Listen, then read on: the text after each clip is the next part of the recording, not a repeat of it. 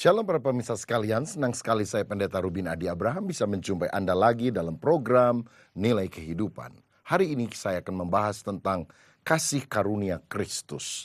Saya mau bacakan 1 Korintus 15 ayat 9 dan 10 yang berbunyi demikian. Karena aku adalah yang paling hina dari semua rasul, bahkan tidak layak disebut rasul. Sebab aku telah menganiaya jemaat Allah, tetapi karena kasih karunia Allah, aku adalah sebagaimana aku ada sekarang, dan kasih karunia yang dianugerahkannya kepadaku tidak sia-sia. Sebaliknya aku telah bekerja lebih keras daripada mereka semua, tetapi bukannya aku, melainkan kasih karunia Allah yang menyertai aku. Lagu Amazing Grace atau Anugerah Allah yang Besar adalah sebuah nyanyian rohani yang dikenal oleh orang Kristen yang luas di seluruh dunia. Dikarang oleh seorang mantan pelaut dari Inggris yang bernama John Newton. Dia bekerja di kapal yang menjual para budak. Dan dia adalah seorang yang kasar, seringkali terlibat di dalam perkelahian, kemabukan dan sebagainya.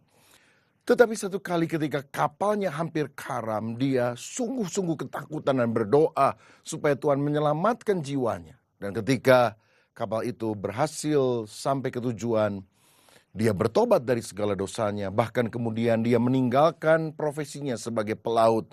Dan dia menjadi seorang hamba Tuhan, menjadi pendeta sampai hari meninggalnya. Mengapa lagu Amazing Grace itu menjadi sangat terkenal? Karena menunjukkan bahwa Tuhan menyelamatkan orang yang berdosa, yang penuh dengan kejahatan seperti saya, seperti kita. Dan kita diselamatkan hanya oleh karena kasih karunia yang sangat luar biasa. Nah, sebetulnya apakah kasih karunia itu? Dalam bahasa Indonesia, kasih karunia juga disebut sebagai anugerah. Dalam bahasa Inggris, grace. Itu berasal dari kata Ibrani ken dan dari kata Yunani charis.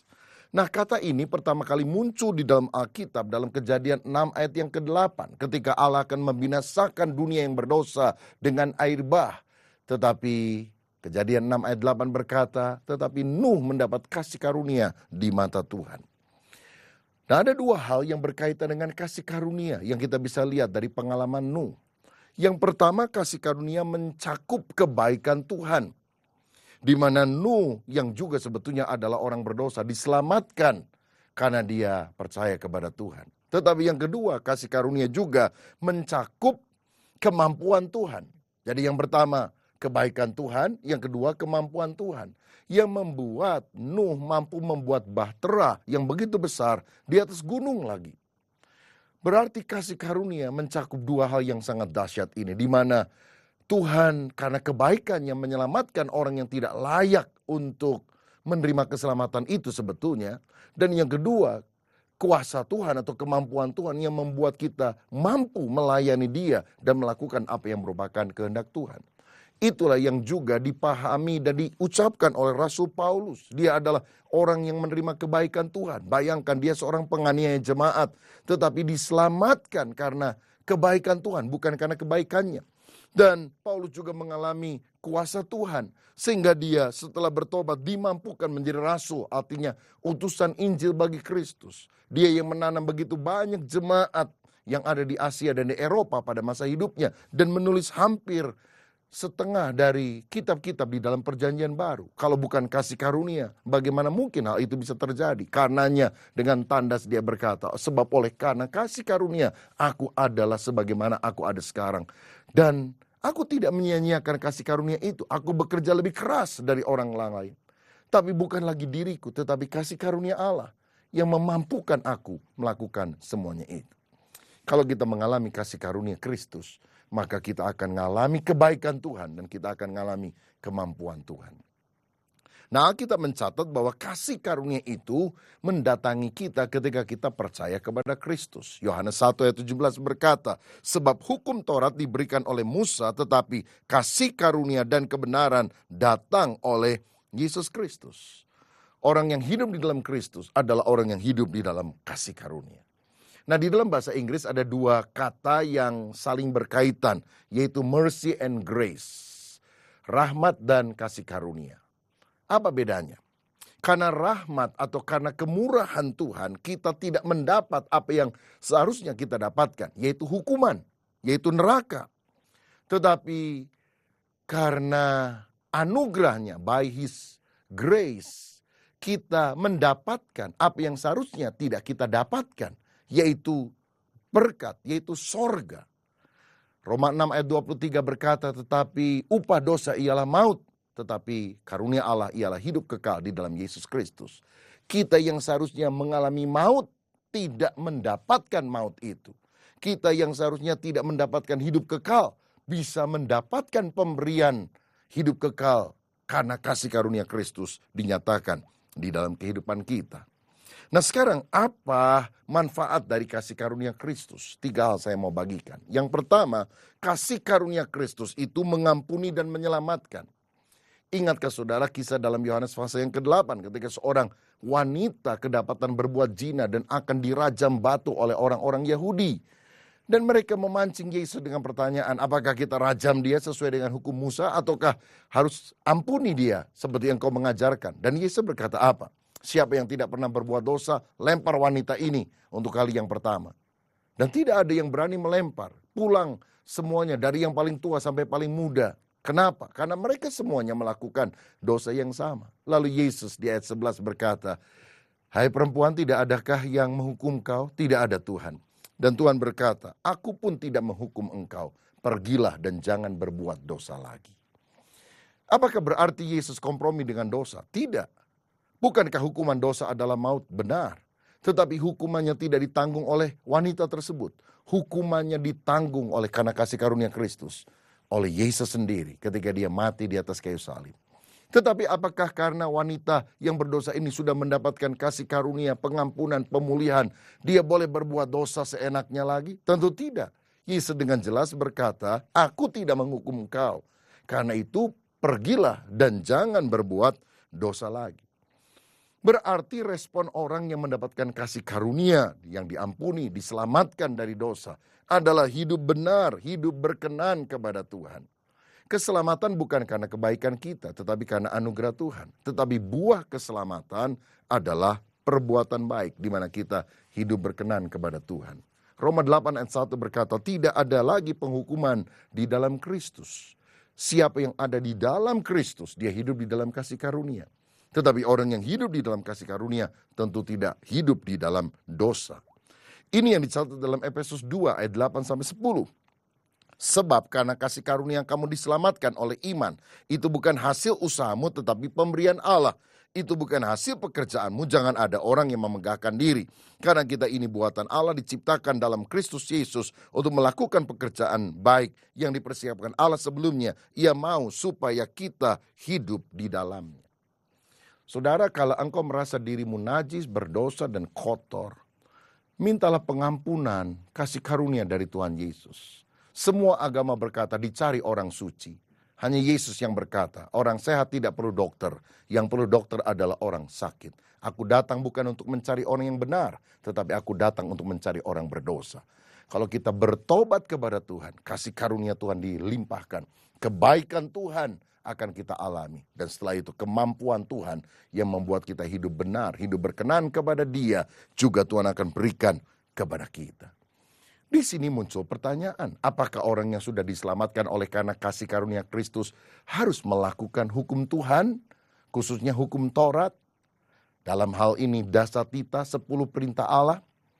Bukankah Alkitab mengajarkan dalam 10 perintah Allah itu jangan ada ilah lain, jangan membuat patung untuk disembah, jangan menyebut nama Tuhan dengan sia-sia, hormatilah hari Sabat, hormatilah ayahmu dan ibumu. Jangan membunuh, jangan berzina, jangan mencuri, jangan berdusta, jangan menginginkan harta orang lain. Apakah kita masih harus melakukan hukum itu? Jawabannya adalah ya, tapi bukan supaya kita memperoleh keselamatan. Tetapi sebagai orang yang sudah diselamatkan oleh karena kasih karunia Kristus, kita dimampukan untuk menghindarkan perkara-perkara yang Tuhan tidak sukai di dalam kehidupan ini. Saudara, jadi kalau kita sudah selamat, kita kan tidak bilang, oh saya sudah selamat karena kasih karunia. Karena itu saya boleh mencuri, membunuh, boleh berzina. Apakah demikian? Tentu tidak. Tetapi Perbuatan-perbuatan dosa itu kita hindari bukan karena kita ketakutan. Jangan-jangan kalau kita melakukannya, kita masuk ke dalam neraka. Tetapi sebagai rasa syukur, terima kasih karena Tuhan sudah menyelamatkan saya, maka saya tidak akan menyakiti hati Tuhan. Kalau dalam perjanjian lama, hukum ini berkata, jangan ini, jangan itu, jangan ini, jangan itu. Membebani dan menekan kita. Tetapi sekarang di dalam kasih karunia, kita bisa berkata, dalam Kristus saya tidak akan. Dalam Kristus saya tidak akan membunuh. Dalam Kristus saya tidak akan mencuri. Dalam Kristus saya tidak akan berdusta. Dan selanjutnya. Karena apa? Motivasi yang ada dalam hidup kita bukan lagi ketakutan karena hukum Taurat. Tetapi karena kasih Kristus yang membuat kita hidup berkenan kepada Tuhan. Saya percaya itu yang dialami oleh wanita tersebut. Dia yang seharusnya binasa, dibebaskan oleh Tuhan. Dan sebagai rasa syukur, pasti dia akan memberikan yang terbaik. Seperti seorang wanita yang juga mencurahkan minyak narwastu yang mahal harganya. Karena dulu dia adalah seorang pendosa. Tetapi setelah diampuni oleh Tuhan, sebagai rasa syukur dia memberikan hidup dan pelayanan yang terbaik untuk kemuliaan nama Kristus. Itulah keajaiban dari kasih karunia. Yang kedua, kasih karunia Kristus juga memberkati. Dalam 2 Korintus 8 ayat 9 dikatakan, karena kamu telah mengenal kasih karunia Tuhan kita Yesus Kristus, bahwa ia yang oleh karena kamu menjadi miskin sekalipun ia kaya, supaya kamu menjadi kaya oleh karena kemiskinannya. Di dalam karya Kristus di kayu salib terjadi pertukaran. Dia yang suci menjadi dosa, supaya kita yang berdosa disucikan oleh dia. Dia yang kaya menjadi miskin, supaya kita yang miskin diperkaya di dalam kasih karunia-Nya. Saya percaya orang yang hidup dalam Kristus tidak lagi hidup di bawah kutuk, tetapi dia hidup di bawah berkat. Berkat rohani itu yang pertama. Dan juga berkat secara jasmani Tuhan akan siapkan bagi kita. Bukankah dalam Filipi 4:19 Alkitab berkata, Allahku akan memenuhi segala keperluanmu menurut kekayaan dan kemuliaannya di dalam Kristus Yesus. Kalau Tuhan berjanji segala keperluan kita, Tuhan siapkan. Jangan khawatir karena kita harus percaya. Kalau Tuhan yang bicara itu pasti dia akan menepati janjinya. Dia menyediakan apa yang kita butuhkan tepat pada waktunya. Saudara ingat Petrus yang gagal untuk menangkap ikan sepanjang malam. Tetapi ketika Kristus hadir di dalam perahu kehidupannya dan menyuruh dia menebarkan jala, dia mendapatkan ikan dalam jumlah yang sangat besar. Karena kehadiran Kristus membawa kasih karunia yang sangat luar biasa. Pemirsa sekalian, satu kali setelah selesai menyampaikan firman di jemaat yang saya gembalakan, ada seorang ibu yang datang dan berkata, Pak Pendeta, bisakah saya minta waktu untuk didoakan? Saya bilang, oke, ada masalah apa ibu? Lalu dia mulai menangis. Saya pikir pasti masalahnya berat. Dan kemudian dia mulai bicara dengan terbata-bata. Dia bilang, Pak, saya ini hanya ibu rumah tangga, tetapi saya kemudian punya home industry membuat bed cover. Satu bulan paling ada 20, 30, paling top 60 bed cover. Tetapi beberapa minggu yang lalu saya mengikuti ibadah doa di mana Bapak yang berkhotbah dan menyampaikan firman tentang kasih karunia. Lalu berdoa menumpangkan tangan. Dan siapa yang percaya minta kasih karunia, berkat rohani, berkat jasmani, Tuhan akan buka jalan. Saya mengimani hal itu. Dan setelah saya didoakan, beberapa hari ini saya mengalami kelimpahan berkat. Saya terima tawaran untuk membuat bed cover bukan 60, tapi 600 harus disediakan dalam 1,5 bulan selesai. Dan setelah saya mengiyakan karena saya yakin ini berkat Tuhan, saya sadar saya tidak mampu untuk menyelesaikan hal tersebut. Dan dia mulai menangis. Saudara, saya bilang, kasih karunia Tuhan itu menyatakan kebaikan Tuhan tapi juga kemampuan Tuhan. Mestinya kan bersyukur, jangan nangis ibu. Dari 60 menjadi 600 ini berkat Allah yang luar biasa. Tapi bagaimana saya bisa menyelesaikannya? Bisa. Hubungi beberapa teman yang juga pekerjaannya mirip-mirip dengan ini. Dan asal kualitasnya terjamin dengan baik, desainnya ibu yang buat, pasti bisa. Saya kemudian bicara tentang beberapa nama yang mungkin bisa membantu dia. Akhirnya saya doakan dia. Kira-kira 2 bulan kemudian saya ketemu dia di gereja dan saya tanya, bagaimana ibu 600 sudah selesai? Dia bilang, puji Tuhan Pak, ternyata 600 itu bisa saya selesaikan tepat pada waktunya. Walaupun kerja lembur mati-matian, tapi selesai. Saudara lihat, kasih karunia bukan hanya membawa kebaikan, tetapi juga membawa kemampuan dari Tuhan. Lalu saya tanya, ibu mau saya doakan lagi supaya dapat orderan bukan cuma 60 atau 600 tapi 6.000? Dia bilang, aduh jangan dulu Pak, kebanyakan. Saudara, saya mau bilang, kasih karunia Kristus itu membawa berkat yang berkelimpahan dalam hidup kita. Karena itu buka hatimu untuk mengalami kasih karunia-Nya yang sangat luar biasa. Yang terakhir, yang ketiga, kasih karunia Kristus juga memberi kemampuan ilahi. Kemampuan ilahi untuk apa? Yang pertama untuk mengatasi kesulitan. Dalam 2 Korintus 12 ayat yang ke-9, firman Tuhan berkata demikian, tetapi jawab Tuhan kepadaku, cukuplah kasih karuniaku bagimu, sebab justru dalam kelemahanlah kuasaku menjadi sempurna. Sebab itu terlebih suka aku bermegah atas kelemahanku, supaya kuasa Kristus turun menaungi aku. Orang yang mengalami kasih karunia tidak berarti hidupnya tidak ada masalah. Tapi Tuhan tetap menjanjikan penyertaannya ketika ada masalah. Paulus 3 kali berdoa, minta utusan iblis yang menggocok hidupnya itu diangkat pergi daripada dia. Tetapi Tuhan berkata, cukuplah kasih karuniaku bagimu. Sebab justru ketika engkau mengalami kelemahan, engkau bergantung kepada Allah. Dan pada saat itulah engkau menjadi kuat. Saudara sekalian, kalau saudara mengalami pergumulan-pergumulan tetapi engkau bisa tabah dan mengatasinya sebagai pemenang, sebetulnya kasih karunia sedang bekerja dalam hidup saudara. Kalau engkau punya istri yang nyebelinnya luar biasa, cerewetnya minta ampun, tapi saudara bisa menjadi suami yang sabar, murah hati, lemah lembut, itu kasih karunia loh.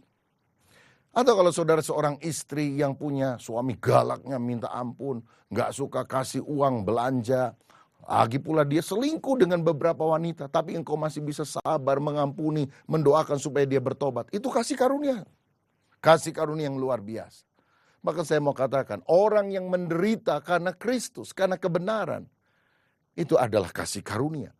Sebab dalam Filipi 1 ayat 29, firman Tuhan berkata demikian, sebab kepada kamu dikaruniakan bukan saja untuk percaya kepada Kristus, melainkan juga untuk menderita untuk Dia. Jadi tantangan, kesulitan apapun saudara bisa alami, uletlah, percayalah, kasih karunia Tuhan cukup untuk saudara bisa hidup di dalam kemenangan. Tetapi kasih karunia juga memberikan kemampuan ilahi dalam bentuk melayani dengan kuasa. Kemampuan ilahi untuk mengatasi kesulitan dan kemampuan ilahi untuk kita bisa melayani dengan kuasa Allah.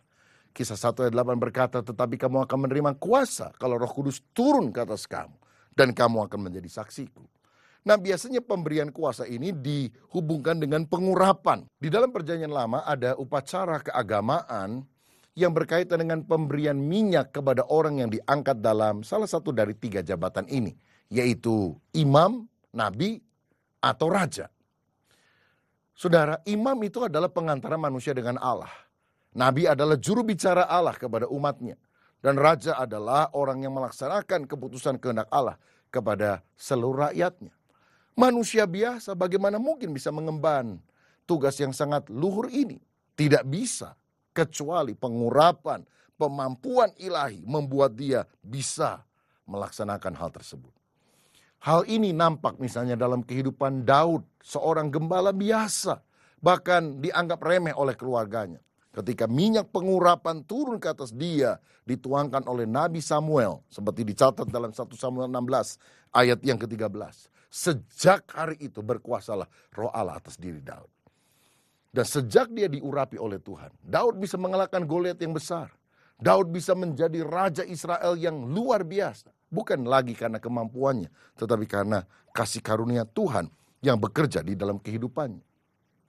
Ini juga kita bisa lihat di dalam kehidupan tokoh-tokoh Alkitab yang lain. Misalnya Musa yang merasa tidak mampu untuk bisa membawa orang Israel keluar dari Mesir. Setelah dia dulu pernah mengalami kegagalan dalam hidupnya. Sekarang dia 40 tahun menjadi gembala domba biasa. Menggembalakan domba yang dimiliki oleh mertuanya yang bernama Yitro. Tapi Tuhan berkata, aku memanggil engkau membawa orang Israel keluar menuju tanah Kanaan. Berkali-kali dia menolak. Tetapi kasih karunia Tuhan akhirnya memberikan kemampuan. Tongkat gembala ketika dia angkat membelah laut Teberau. Dan orang Israel berjalan di atas tanah yang kering. Gideon juga mengalami pengurapan kasih karunia Tuhan. Bagaimana mungkin hanya dengan 300 orang pasukan Dia bisa mengalahkan puluhan ribu pasukan Midian, pasukan musuh. Kalau bukan karena kemampuan Tuhan, tidak bisa.